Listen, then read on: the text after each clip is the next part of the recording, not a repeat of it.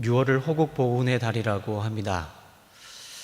6월에는 현충일도 있고 또 한국전쟁이 일어난 6.25도 있습니다. 바로 내일이 한국전쟁이 일어난 지 70년이 되는 그런 날이기도 합니다. 뿐만 아니라 우리나라를 민주주의 체제로 이끌어낸 1987년의 6월 항쟁, 민주항쟁도 6월에 있었습니다. 그래서 이 6월에는 나라와 민족의 소중함을 생각하고 또 공동체를 위해 자신의 삶을 과감히 희생하신 분들의 고귀한 정신을 기념하는 시간들을 우리가 보내고 있습니다.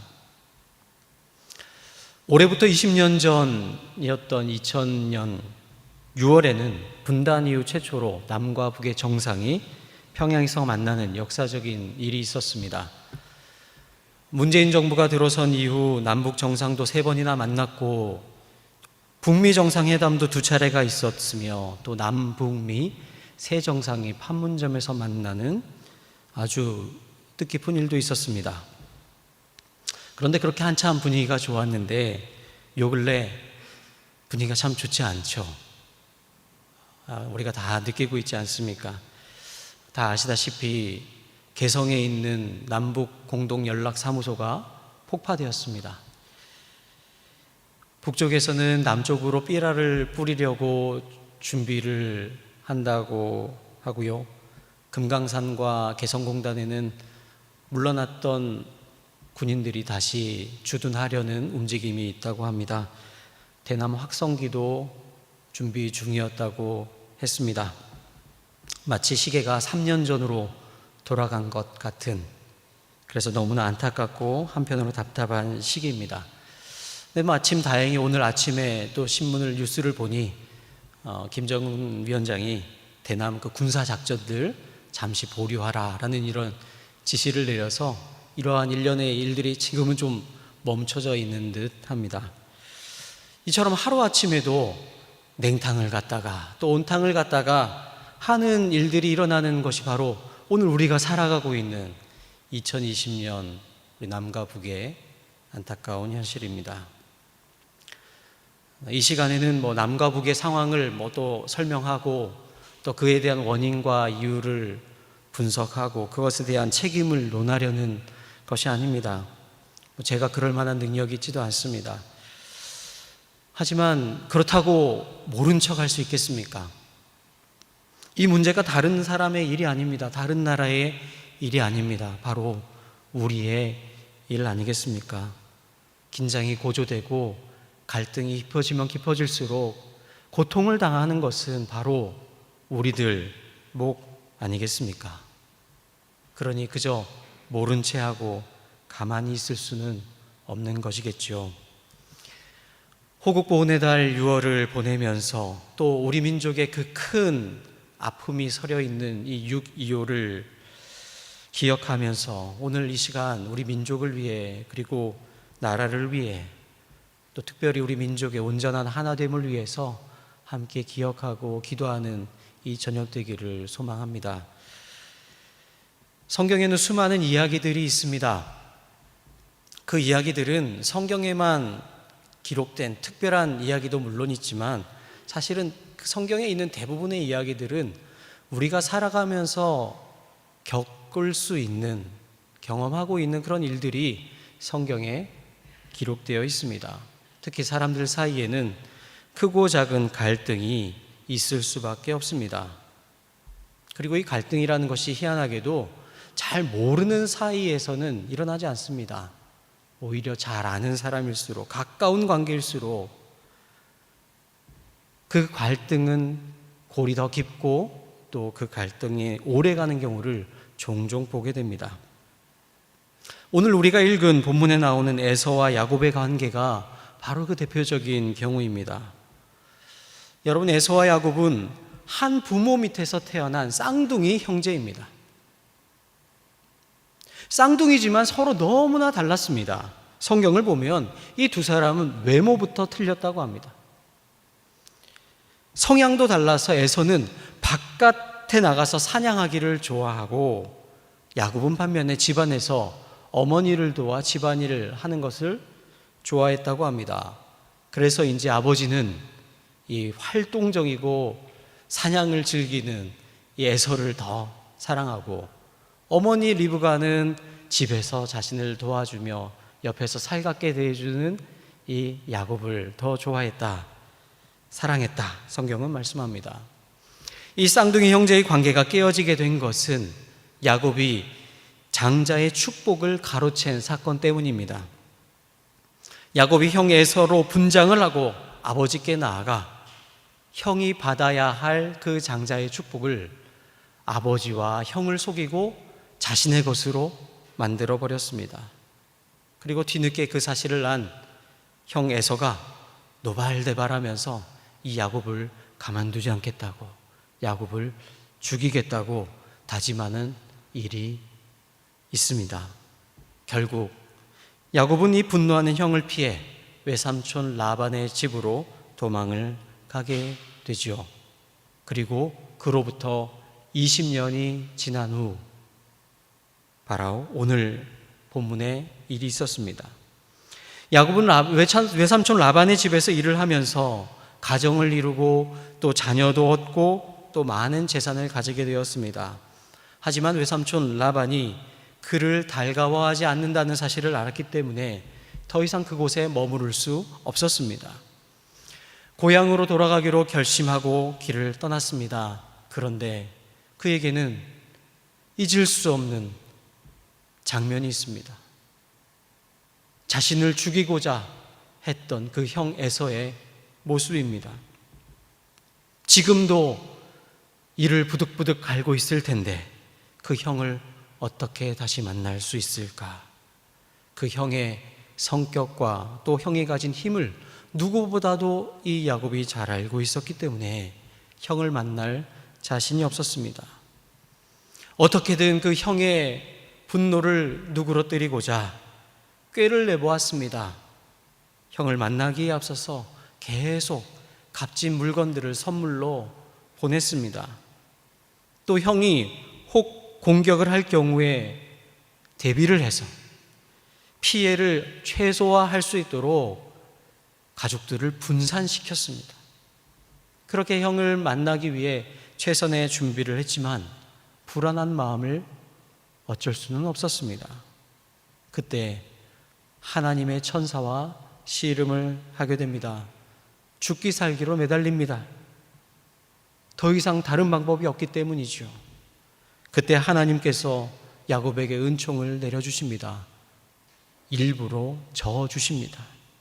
그래서 하나님은 야곱에게 하나님과 겨루어 이김이라는 새로운 이름, 이스라엘이라는 이름을 지어주십니다. 그리고 그 사건을 통해서 하나님이 야곱과 함께 하고 계신다는 사실을 야곱으로 하여금 확실히 믿도록 해주셨습니다.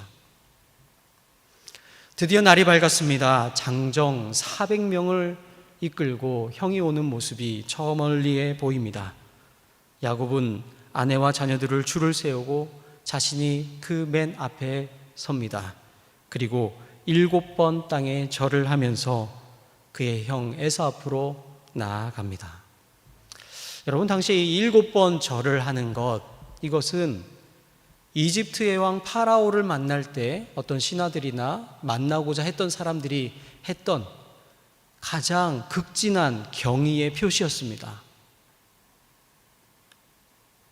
형을 만나는데 마치 파라오 왕을 만나는 것처럼 그렇게 대했다는 것입니다. 여러분, 이렇게 절을 하면서 에서에게로 나아가는 야곱의 심정이 어떠했겠습니까? 아마 이 짧은 순간에 그의 마음속에는, 또 그의 머릿속에는 만감이 교차했을 것입니다. 여전히 남아있는 형에 대한 두려움과 불안함, 또 이렇게 비굴하게 행동하고 행동을 할 수밖에 없는 자신에 대한 연민, 그러면서도 만에 하나 형이 저 400명과 함께 우리를 공격하면 어찌하나 빨리 도망쳐야 하지 않을까라는 마음으로 계속 형의 눈치를 살펴야 했을 것입니다. 여러분, 그런데 바로 그때에 어떠한 일이 일어납니까? 4절의 말씀입니다. 그러자 에서가 달려와서 그를 끌어안았다. 에서는 두 팔을 벌려 야곱의 목을 끌어안고서 입을 맞추고 둘은 함께 울었다. 세 번역의 말씀입니다. 야곱의 예상과는 전혀 다른 일이 일어납니다. 야곱은 힘도 강하고 싸움도 잘하는 형이 400명의 장정이나 이끌고 왔으니 자신과 자신들의 가족들을 해칠 수도 있을 것이다 생각하며 두려워했습니다. 하지만 여러분, 에서가 어떻게 행동합니까? 오늘 우리가 4절에서 보았지만 이 4절에 나오는 동사들, 이 행동하는 것은 야곱이 움직이는 것이 아니라 에서가 움직이는 것입니다. 에서가 달려옵니다. 에서가 두 팔을 벌려서 야곱을 끌어안습니다. 그리고 야곱의 입을 맞추고 이 두 사람이 엉엉 웁니다. 각본이 짜여져 있는 것도 아니지만 가장 드라마틱한 장면이 아닐 수 없습니다. 저는 이 에서와 야곱이 만나는 장면, 이 모습을 생각하면 떠오르는 장면이 있습니다. 바로 앞에서 잠시 언급했지만 2000년 남북 정상회담을 위해 김대중 대통령이 평양 순안공항에 처음 내려서 김정일 위원장을 만났을 때의 그 장면입니다. 김대중 대통령이 비행장에 도착하고 북한 주민들이 열렬히 이 붉은색 꽃술을 흔들면서 환호할 때 비행기에서 내렸습니다. 그리고 그곳에는 많은 사람들이 예상하지 못했지만 그것을 비웃기라도 하듯이 김정일 위원장이 손수 나와 있었습니다. 그들이 만났습니다. 손을 잡았습니다. 그리고 그것으로 멈춘 것이 아닙니다. 포옹을 하고 끌어안았습니다. 여러분, 원래 양국 정상이 만나면, 어떤 국가 수반들이 만나면 그 하나하나의 동선은 이미 사전에 다 협의가 되고 그 협의가 된 데에 따라서 움직이는 것이 일반적입니다. 그런데 이날 남과 북의 정상은 물론 그런 협의를 했지만 그런 협의대로 움직인 것이 아니라 협의를 뛰어넘어서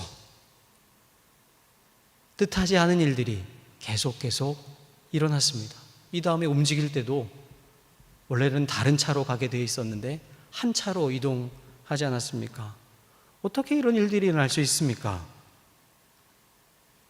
같은 민족이기 때문에 가능한 것 아니겠습니까? 저는 이 만남을 생생히 지금도 기억합니다. 그때가 제가 대학교 4학년 기말고사 기간이었습니다. 그런데 그날은 하루 종일 TV 앞에서 이 장면을 보면서 감동이 벅차오르고 흐르는 눈물을 주체할 수가 없었습니다. 50년간 서로 적대시하면서 총을 겨누며 지내왔습니다. 서로를 향해 너네는 괴뢰다, 너희는 추구다 하면서 입에 담기 민망한 저주를 쏟아내면서 살아온 세월이었습니다. 수많은 이산 가족들이 서로의 생사도 알지 못한 채 떨어져 살아왔습니다. 그러한 분단의 아픔으로 인해서, 고통으로 인해서 우리에게는 불안과 공포가 떠나지 않았던 세월이 바로 그 수많은 세월들이었습니다. 그런데 이렇게 서로를 비난하던 남과 북의 정상이 만났습니다. 서로 손을 잡고 한 차에 오르고 같은 상에서 같이 밥을 먹으면서 통역도 없이 서로 웃으면서 대화를 나누었습니다. 정말 눈으로는 보고 있었지만 믿기 어려운 꿈만 같은 시간이었습니다. 바로 에서와 야곱의 만남도 20년 만에 이 극적인 만남, 극적인 화해의 장면, 이 장면 너무나 뜨겁고 강렬한 만남이 아닐 수 없습니다. 그런데 여러분, 오늘 본문을 좀 길게 읽었습니다. 근데 오늘 본문에 보면 이 20년 만에 만나는 이 에서와 야곱과 에서의 두 형제 사이에 미묘한 차이가 있음을 보게 됩니다. 야곱이 형을 대하는 태도는 마치 왕을 만나는 것처럼 굉장히 형식적이고 경직되어 있음을 볼 수 있습니다. 반면에 에서는 지난 20년 동안 마치 아무 일도 없었던 것처럼 동생을 만난 그 기쁨과 감동을 주체할 수 없는 모습을 보여주고 있습니다. 우리는 보통 성경을 보며 이 야곱과 에서를 생각할 때 야곱을 중심으로 생각합니다. 사실 그럴 수밖에 없습니다. 왜냐하면 이 야곱이라는 사람이 파란만장한 인생을 살기도 했지만 이스라엘 민족의 조상 아니겠습니까? 그러니 야곱 중심으로 우리는 볼 수밖에 없습니다. 반면에 에서는 무식하고 힘만 센 사람, 그리고 이스라엘을 대적한 사람으로 이 나쁜 이미지로 보게 됩니다. 그런데 오늘 본문을 다시 한번 유심히 보면 왠지 야곱보다는 에서에게 더 마음이 갑니다. 그는 동생에 대한 애증도 분명히 있었지만 그래도 동생을 뜨겁게 사랑하는 마음을 가지고 있었습니다. 그래서 동생을 만났을 때 동생을 향해 달려가서 동생을 끌어안고 입을 맞추면서 펑펑 눈물을 흘린 것 아니겠습니까? 여러분이 극적인 만남 이후에 이어지는 두 형제 사이의 대화를 한번 보십시오. 야곱의 일행을 보고서 에서가 누구냐고 묻습니다. 야곱은 자신의 가족들을 소개하고 형에게 인사를 드리도록 합니다. 그러자 에서가 또 묻습니다. 야곱에게 묻습니다. 일행보다 앞서서 만난 그 가축대들이 무엇이냐? 왜 이것을 나에게 보내느냐? 야곱이 대답합니다. 형에게 드리는 저의 선물입니다. 그러자 에서가 대답합니다. 아우야, 나는 넉넉하다. 너의 것은 그냥 내가 가져라. 나는 이미 충분하다. 마치 재산을 더 가지라고 서로 양보하는 의 좋은 형제의 모습을 보여줍니다. 그러면서 에서가 중요한 제안을 합니다. 나의 땅으로, 나의 영지로 같이 가서 우리 같이 살자. 이렇게 제안을 합니다. 그런데 야곱은 머뭇머뭇하면서 이 핑계에 저 핑계를 댑니다. 나에게는 자식들도 있고 어린이들도 있고 딸린 가축들도 많이 있습니다. 조금이라도 빨리 가면 죽을 수도 있습니다. 하면서 이 형의 제안을 사양합니다. 그러자 알았다 하면서 에서가 두 번째 제안을 합니다. 자기 부하 몇 명을 남겨두어서 어떤 일이 일어날지 모르니 너를 좀 지켜주고 보호해주겠다, 너를 도와주겠다, 이렇게 제안을 합니다. 그런데 야곱은 이 에서의 호의도 거절합니다. 그리고 이렇게 이 에서와 야곱의 만남은 아쉽게 마무리가 되고 있습니다. 오늘 본문 16절, 17절 세 번역으로 읽습니다. 그날로 에서는 길을 떠나 세일로 돌아갔고 야곱은 숫곳으로 갔다. 거기에서 야곱은 자기들이 살 집과 짐승이 바람을 피할 우리를 지었다. 그래서 그곳 이름이 숫곳이 되었다.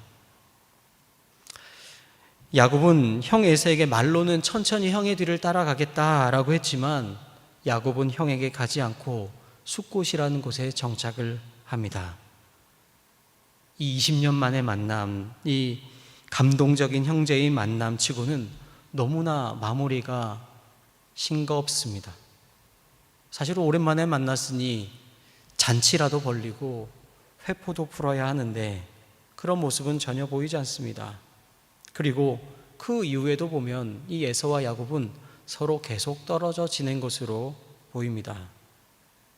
그리고 이 떨어져 지내던 형제가 마지막 만나는 장면이 성경에 기록되어 있는데 창세기 35장 마지막 29절에 기록되어 있습니다.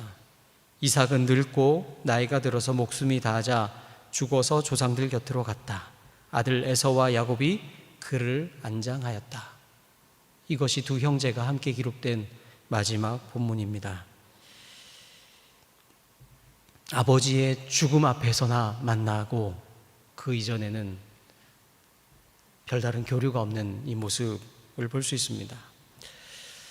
이 야곱과 에서의 극적인 만남과 그 만남과는 잘 어울리지 않는 그 이후의 과정을 보면 갈라져 지내던 사람들이 함께 만나는 것, 그리고 화해하고 또 다시 만나 함께 평화롭게 사는 길이 참 쉽지 않다라는 것을 알게 됩니다.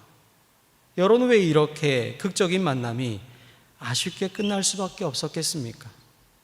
뜨거운 감동이 지속되지 못하고 왜 한 번의 이벤트로 끝나는 경우가 많겠습니까? 오늘 야곱과 에서의 모습에서도 볼 수 있듯이 사실은 서로가 너무 다르기 때문입니다. 야곱은 형 에서를 두려워하는 마음이 너무나 컸습니다. 그래서 최대한 예의를 갖추어 형식적으로 대했습니다. 하지만 에서는 그렇지 않았습니다. 야곱에 대한 두려운 마음도 없을 뿐더러 야곱을 보자 그저 한 핏줄이라는 그 형제애가 그 모든 감정보다 컸던 것입니다. 서로 다를 뿐만 아니라 이 두 사람에게는 모두 만남의 기쁨을 뛰어넘는 현실적인 문제가 있었습니다. 그들은 이미 20년의 시간 동안 서로 떨어져 있었던 것이 익숙해졌던 것입니다. 20년 전에는 에서와 야곱이라는 두 사람의 문제였을지 모르지만 지금은 식구들도 많습니다. 그들이 가지고 있는 재산들도 많습니다. 20년 전과는 상황이 달라졌습니다. 그래서 20년 전으로 다시 돌아갈 수 없는 것이 어찌 보면 그들에게 있는 정확한 현실입니다. 비록 만남은 감동적이었지만 다시 현실로 돌아오기에는 극복해야 할 문제들이 너무나 많았던 것입니다. 어쩌면 이 에서와 야곱이 처해 있는 이 상황, 오늘 우리 한반도가 처해 있는 상황과 비슷하지 않습니까? 남과 북의 정상들 사이에 여러 차례 감동적인 만남이 있었습니다. 지금도 만나면 여전히 감동적입니다. 하지만 그 감동이 계속 지속되지 못하고 크고 작은 갈등들은 여전히 반복되고 계속되고 있습니다. 왜 그렇습니까? 우리는 서로 70년 동안 갈라져 지내며 너무나 많이 달라진 것이죠. 통일 문제에 대해서도 남쪽의 생각, 북쪽의 생각이 공통점도 있지만 사실은 다른 점이 훨씬 더 많습니다. 또한 우리 한반도의 문제는 그저 남한과 북한 이 두 사이의 문제만이 아니라 사실은 국제적인 문제가 되고 있습니다. 우리 한반도를 둘러싸고 있는 미국, 중국, 일본, 러시아 등 수많은 나라들과의 이해관계가 얽히고 설켜 있지 않습니까? 뿐만 아니라 국내외적으로 얼마나 많은 일들이 그 문제들이 산적해 있습니까? 이런 것들을 우리가 다 이야기한다면 한도 끝도 없을 것입니다. 여러분, 그런데 이러한 상황에서 그렇다면 중요한 것은 이것입니다. 우리 신앙인들은, 우리 한국교회는 이 상황에서 어떻게 무엇을 해야 할까라는 사실입니다. 현실이 어려우니, 녹록치 않으니, 그리고 그냥 이대로 사는 것이 좋으니 그냥 이대로 살자. 과연 이것이 우리 신앙인의 모습이겠습니까? 그럴 수는 없지 않겠습니까? 여러분, 우리가 그리스도인으로 나라를 위해, 그리고 우리 민족의 하나됨을 위해 우리가 무엇을 할 수 있겠습니까? 저는 이 시간 여러분과 함께 나누기 원합니다. 먼저 우리는 하나님이 평화의 하나님이시라는 확실한 믿음을 가져야 합니다. 20년간 떨어져 지내던 야곱과 에서를 다시 만나게 하신 분이 과연 누구이겠습니까? 만난 것은 사람이지만 만나게 하신 분은 바로 하나님이십니다. 야곱은 형 에서가 두려워서 만나기를 주저하고 머뭇거렸지만 하나님이 야곱을 만나셨고, 그리고 야곱은 에서를 만날 수 있었습니다. 여러분, 야곱이 에서를 만났을 때 에서를 향해 한 이 말씀 기억합니까? 형님의 얼굴을 보니 하나님의 얼굴을 뵙는 것 같습니다. 이렇게 얘기합니다. 여러분, 이 말이 그냥 에서에게 듣기 좋으라고 한 말이었겠습니까? 저는 그렇지 않다고 봅니다. 그 전날 밤 야곱은 하나님을 만났습니다. 분이엘에서 하나님의 얼굴을 보았습니다. 그리고 에서를 보았습니다. 그 에서를 보니 에서의 모습 속에 하나님의 모습이 보였던 것 아니겠습니까? 그 에서 속에서 평화의 하나님을 볼 수 있었던 것입니다. 여러분, 에서는 야곱을 향한 그 증오의 마음을 내가 저 녀석을 죽여야 말겠다고 했던 그 증오의 마음을 어떻게 이겨내고 그에게 달려가서 그를 끌어안고 입맞추며 포옹할 수 있었겠습니까? 그가 그것을 계획했겠습니까? 평화의 하나님께서 그의 마음에 감동을 주신 것 외에 과연 무엇으로 이 에서의 행동을 설명할 수 있겠습니까? 인간은 끊임없이 편을 가르고 서로 대적하며 경쟁 속에 상대를 누르려고 합니다. 하지만 하나님은 그들이 하나님 안에서 평화롭게 지내기를 원하십니다. 에스겔 37장에서 하나님은 에스겔 선지자에게 막대기 2개를 가져오라 합니다. 그리고 하나의 막대기에는 유다 자손이라고 쓰게 하고 다른 하나의 막대기에는 에브라임 자손이라고 쓰게 합니다. 그리고 하나님이 에스겔 선지자에게 이야기합니다. 이 둘 막대기를 하나가 되게 하라. 내 손에서 둘이 하나가 되게 하리라. 두 막대기를 연결시켜 주십니다. 사실 이 남유다와 북이스라엘은 서로 나눠진 이후에 끊임없이 크고 작은 전투를 벌여온 사이였습니다. 계속 싸웠던 관계였습니다. 그럼에도 불구하고 하나님은 그들이 다시 하나 되기를 원하셨습니다. 남유다와 북이스라엘이 하나 되기 원하시는 그 마음, 바로 우리 하나님의 마음, 평화의 하나님의 마음입니다. 여러분, 그렇다면 하나 되기 원하시는 평화의 하나님이 우리에게 원하시는 것, 저와 여러분에게 원하시는 것이 무엇이겠습니까? 그것은 바로 오늘 이 분단의 시대를 살아가고 있는 우리가 예수님이 하셨던 것처럼 평화를 위해 우리의 역할을 감당하기를 원하십니다. 예수님이 하신 것, 에베소서 2장에서 사도 바울이 이렇게 예수님의 사역을 이야기하고 있습니다. 에베소서 2장 14절에서 16절 말씀입니다. 그리스도는 우리의 평화이십니다. 그리스도께서는 유대 사람과 이방 사람이 양쪽으로 갈라져 있는 것을 하나로 만드신 분이십니다. 그분은 유대 사람과 이방 사람 사이를 가르는 담을 자기 몸으로 허무셔서 원수된 것을 없애시고 여러 가지 조문으로 된 계명의 율법을 폐하셨습니다. 그분은 이 둘을 자기 안에서 하나의 새 사람으로 만들어서 평화를 이루시고 원수된 것을 십자가로 소멸하시고 이 둘을 한 몸으로 만드셔서 하나님과 화해시키셨습니다. 아멘. 바로 이것이 평화의 왕으로 오신 예수님께서 하신 일입니다. 그리고 하나님은 예수님을 따르는 우리가, 예수 살기를 원하는 우리가 예수님을 닮아 평화를 위해 일하는 사람 되기를 원하십니다. 사랑하는 교우 여러분, 이 시간 우리 스스로에게 물어보기 원합니다. 나는, 그리고 우리는 평화의 하나님을 믿고 있습니까?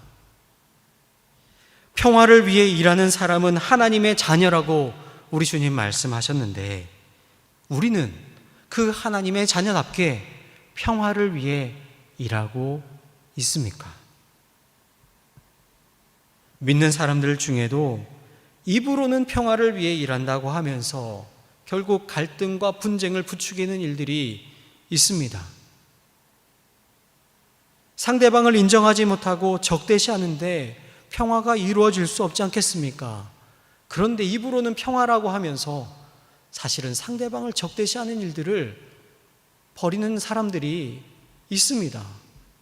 그리고 믿는 사람 중에도 그러한 분들이 있습니다. 만나지 않고 대화하지 않고 서로를 이해하지 않고 서로를 위해 나를 먼저 희생하지 않고서 여러분, 과연 평화가 이루어질 수 있겠습니까? 다른 사람은 몰라도 우리가 정말 그리스도인이라면 예수님처럼, 예수님이 행하셨던 것처럼 평화를 위해 일하는 평화의 사람이 되어야 하지 않겠습니까? 그것이 바로 한국전쟁 70년을 맞이하며 또한 여전히 불안한 분단 국가에서 살아가는 우리 신앙인의 모습이어야 하지 않겠습니까? 사랑하는 여러분, 바로 저와 여러분이 그 평화의 사람으로 부름받은 사람이라는 사실을 기억하길 원합니다. 그리고 그 사명을 감당하는 여러분과 제가 되기를 소망합니다. 평화의 기도, 우리가 너무나 잘 아는 이 기도가 있습니다. 이 기도를 함께 기도하는 마음으로, 주님, 제가 이러한 사람 되기 원합니다 라는 마음으로 함께 고백함으로 오늘 말씀을 마치도록 하겠습니다. 평화의 기도. 주여, 저를 평화의 도구로 써 주소서. 미움이 있는 곳에 사랑을, 상처가 있는 곳에 용서를, 의심이 있는 곳에 믿음을, 분열이 있는 곳에 통합을, 절망이 있는 곳에 희망을, 어둠이 있는 곳에 광명을, 슬픔이 있는 곳에 기쁨을 심게 하소서. 오 거룩하신 주님, 위로받기보다는 위로하며, 이해받기보다는 이해하며, 사랑받기보다는 사랑하게 하소서. 우리는 줌으로써 받고 용서함으로 용서받으며 죽음으로써 영원한 생명을 얻기 때문입니다. 아멘. 사랑의 주님, 평화의 주님, 이 땅에 오셔서 우리에게 참 평화를 주시며 평안을 주신 주님, 우리로 하여금 이 분단된 조국에서 평화의 사도로서, 평화의 사자로서 주어진 그 귀한 역할을 감당하는 주님의 사람들 되게 하옵소서. 예수님의 이름으로 기도드립니다. 아멘.